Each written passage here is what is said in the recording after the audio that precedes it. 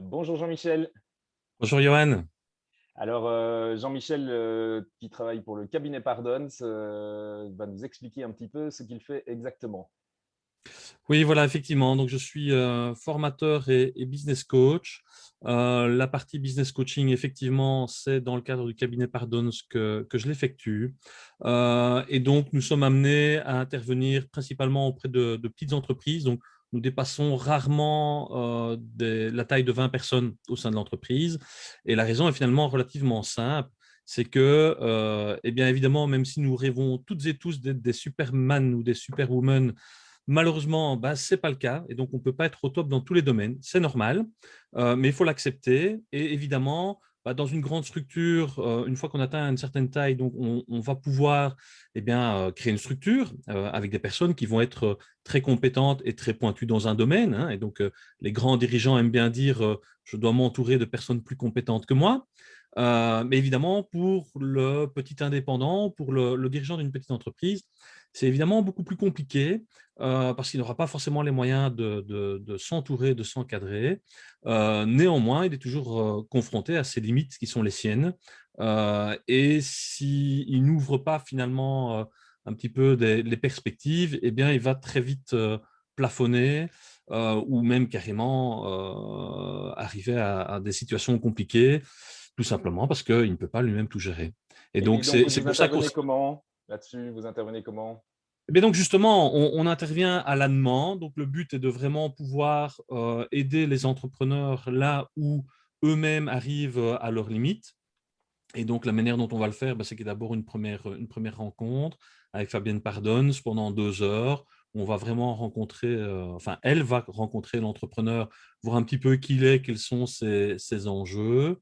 Et puis sur base de ça, eh bien, lui formuler une offre de prestation.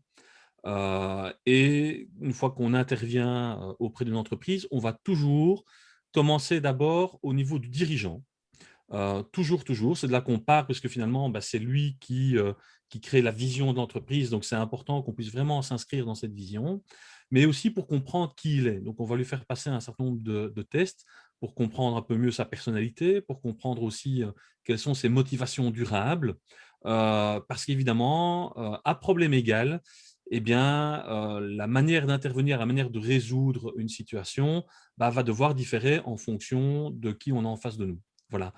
Et pour donner un exemple vraiment très, très basique, on va avoir des personnes qui vont, par exemple, avoir besoin de quelque chose hyper cadré. Et voilà, parce qu'ils en ont besoin pour fonctionner.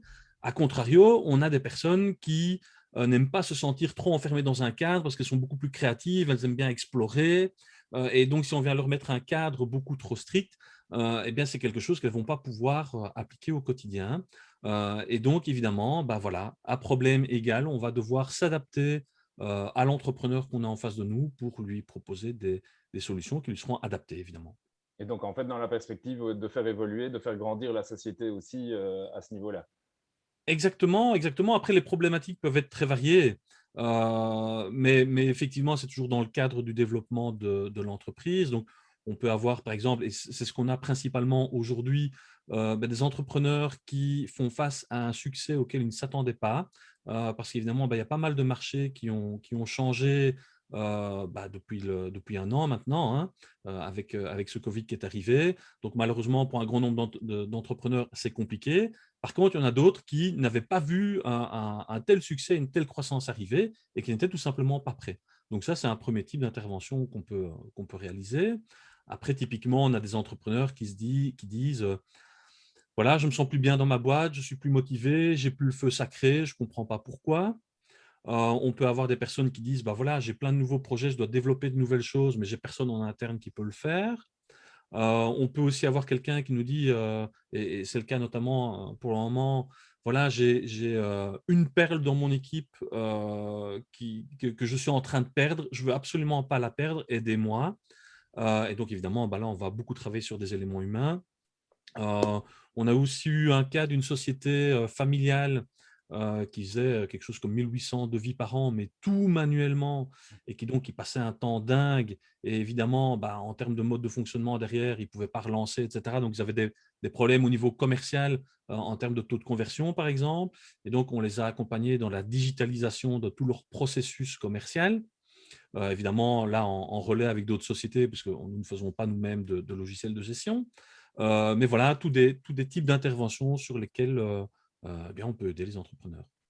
Ouais. Et donc, justement, tu en parlais, la digitalisation, ça fait partie aussi des outils que vous pouvez apporter quelque part aux entreprises pour mettre de l'ordre un petit peu dans des processus qui prennent du temps.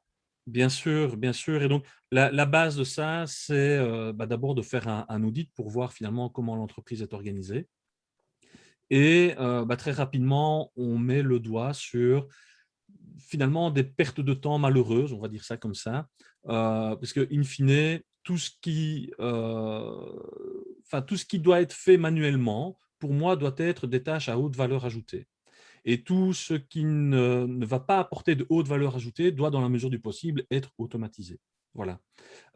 Et donc, c'est important de garder un petit peu cette idée, de pouvoir dire finalement, bah, on n'a qu'un nombre limité d'heures dans notre journée. Et oui, on peut travailler beaucoup, beaucoup, mais il faut tenir le coup sur le long terme. Hein, finalement, un petit peu comme un élastique, hein, on peut le tirer très très fort et on peut maintenir un petit peu en position étendue, ça ira. Mais si on tient en position étendue trop longtemps, ben, l'élastique il va péter. Eh bien, finalement, l'humain, c'est exactement la même chose. En période intense, ben, il va pouvoir faire des extras, on va dire ça comme ça, et il va pouvoir le faire un certain temps, mais ça ne peut pas devenir la règle. Parce que si ça devient la règle, à un moment donné, ça ne va plus fonctionner. Et donc, c'est pour ça que on tient vraiment à aider l'entrepreneur. Donc, on fait finalement un petit peu cet effet miroir, hein, de l'aider aussi à prendre du recul, à reprendre cette vue d'hélicoptère qui n'a plus forcément, quand elle est trop dans l'opérationnel, de dire, OK, ben ça, essayons de l'automatiser. Et ça, par contre, c'est important peut-être même de passer plus de temps dessus grâce au temps qu'on a gagné par ailleurs. Voilà. Et moi, je dis toujours, ce qui serait intéressant, c'est moi, j'amène les prospects avec la prospection digitale et puis derrière, vous amenez l'organisation pour pouvoir Bien suivre sûr, parce que souvent, bien sûr. on néglige ça au niveau commercial. Bien sûr, bien sûr. Finalement, c'est tellement compliqué de faire rentrer un client chez soi, bah, qu'il faut faire attention à ce qu'on va faire après.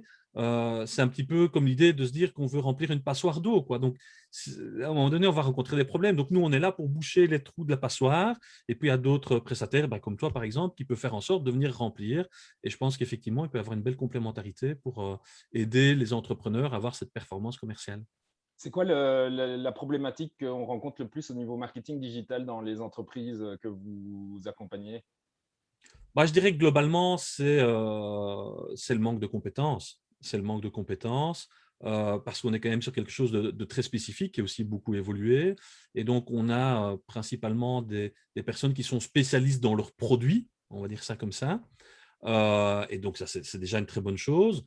Mais de nouveau, on ne peut pas être hyper compétent dans tout. Et finalement, la partie marketing n'est qu'une petite partie du business. Et pour moi, pas la chose qui doit être prioritairement gérée en interne, en tout cas dans les petites structures, hein, parce que dans les grandes structures, on peut avoir de nouveau alors une personne en interne qui est spécialisée dans le domaine. Et là, c'est très bien. Mais dans les petites structures, je pense que c'est typiquement un thème dans lequel il faut se faire accompagner.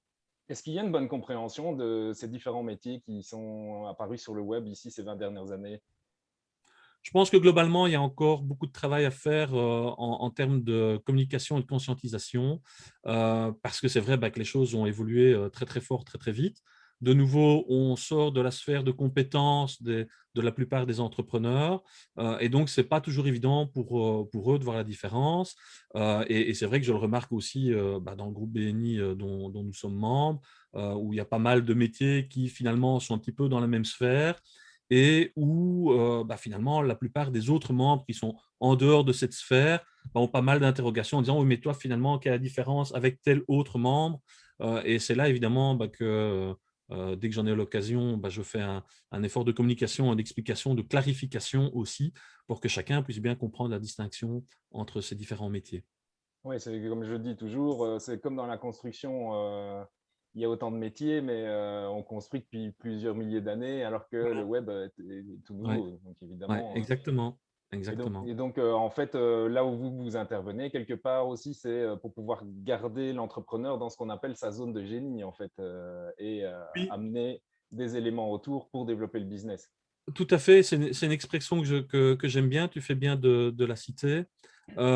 Effectivement, voilà, restons là où on a vraiment notre plus-value, là où on va pouvoir être le meilleur pour l'entreprise.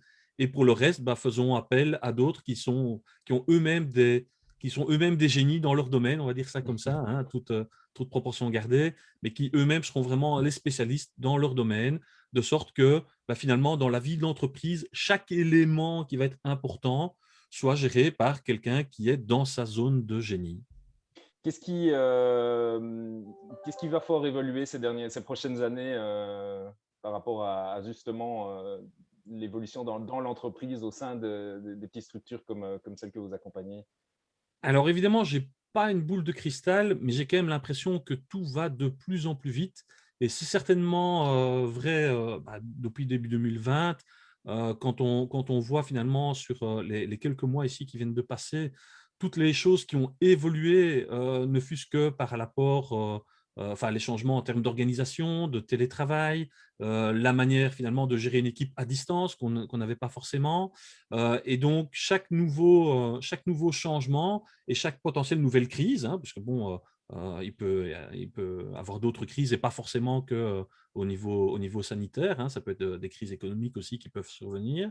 Eh bien, chaque crise amène son lot de changements et je pense qu'il y a de plus en plus de personnes qui sont très créatives et qui apportent de nouvelles solutions dans ces cas-là, qui viennent complètement impacter et changer nos business respectifs. Et évidemment, bah, c'est impossible pour l'entrepreneur lambda de suivre seul cet ensemble d'évolutions. Et je dois dire que moi-même, qui pourtant suis business coach, eh bien, je me fais aider aussi dans un certain nombre de domaines pour lesquels je ne suis pas spécialiste, parce que pour mon propre business, bah, je ne peux pas tout gérer tout seul, c'est pas possible.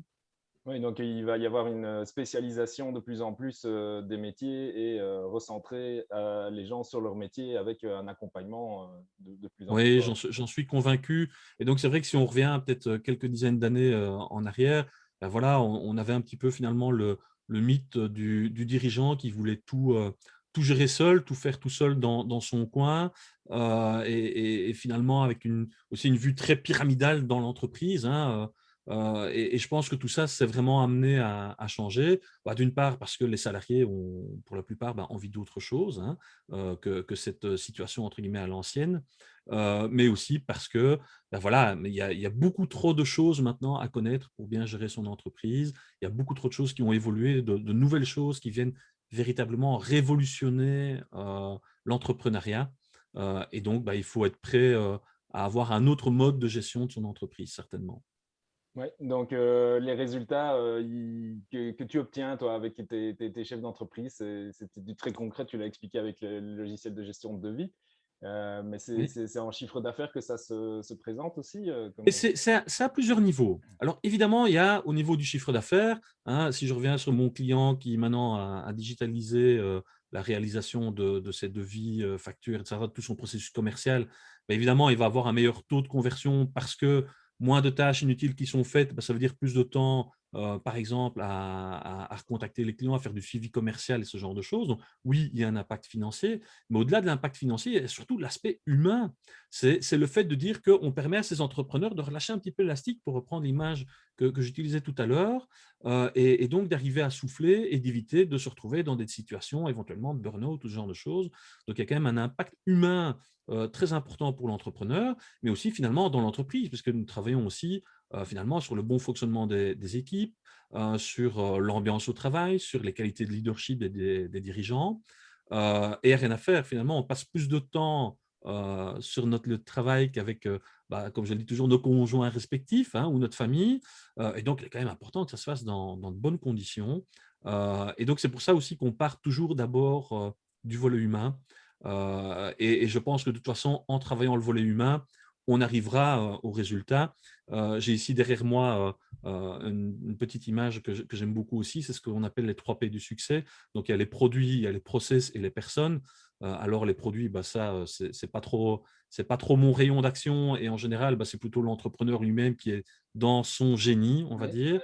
Par contre, je travaille beaucoup sur les personnes et sur les process, parce qu'avoir des personnes de bonne qualité, enfin des personnes qui sont vraiment investies, qui ont envie de faire tourner l'entreprise, bah, si derrière on manque d'organisation, bah, ça ne fonctionnera pas de manière optimale.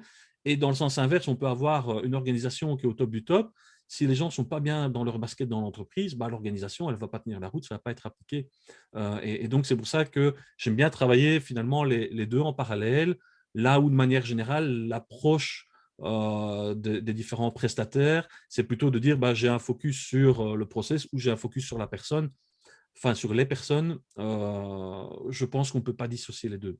Bien, Là où on bien peut sûr. dissocier le produit, il faut travailler les trois, mais je pense que c'est vraiment important de pouvoir travailler en même temps la partie personne et la partie process. Pour amener les clients vers le succès. Exactement. C'est joli, Exactement. c'est un beau dessin en tout cas. C'est pas un modèle de moi. Bon, là, je l'ai mis en page moi-même. C'est pas un modèle de moi. Je n'ai plus le nom de la personne qui avait pondu ça, mais enfin bon, pour les personnes intéressées, une petite recherche Google amènera certainement des informations complémentaires. Super, bah écoute, c'est déjà la fin de cette interview. Je vais te laisser le mot de la fin, justement. Qu'est-ce que tu peux nous dire pour clôturer? Ben voilà, moi ce que je voudrais dire, c'est, comme tu le disais tout à l'heure, restez dans votre zone de génie, soyez conscient de vos propres limites, faites-vous accompagner, ce sera pour votre bien à vous d'abord humainement parlant, ce sera pour le bien de l'entreprise de toute façon. Voilà, aujourd'hui, je pense qu'on ne peut plus, on peut plus faire autrement. Ne restez pas seul dans votre coin, faites-vous accompagner, voilà, quel que soit le domaine. Parfait. Eh bien, écoute, ça clôture bien l'interview. Je te remercie beaucoup de m'avoir consacré ces quelques Merci à minutes. toi pour ton invitation. À bientôt. Oui, à bientôt.